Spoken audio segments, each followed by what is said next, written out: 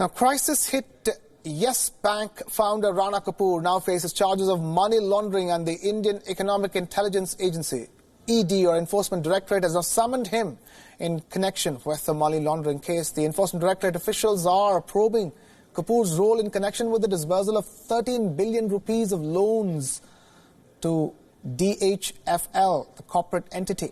Yes Bank's extended massive loans to DHFL, which later turned into bad loans or non-performing assets or NPAs. The Enforcement Directorate says that suspicious transactions between the bank and DHFL run into over 50 billion Indian rupees. Rana Kapoor was the Chief Executive Officer or CEO of Yes Bank right from its creation in 2004. However, he had to step down in 2018 after the Reserve Bank of India disapproved his request to extend his term. The Enforcement Directorate's move comes a day after the Indian Central Bank put a cap on withdrawals at 50,000 rupees from the crisis-hit private bank.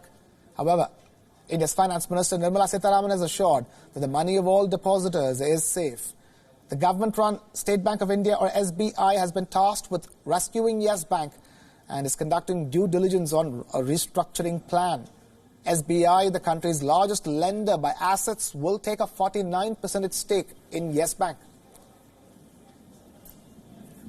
255 crore shares are outstanding. Then if we have to take 49%, then 245 crore shares multiplied by 10, so 2,550 crore.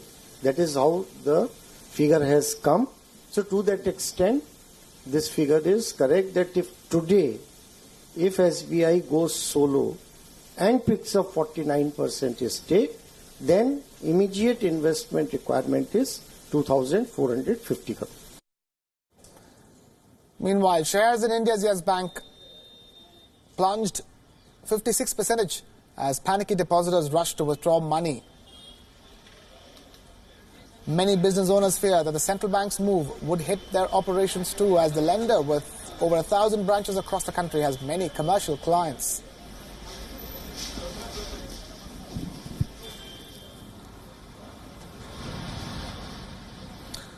Yes Bank is yet another symptom of a larger malaise in India's banking sector, which has been crisis hit for a long time now. And it has reached a point where the common man's faith in depositing money in a bank is being shaken.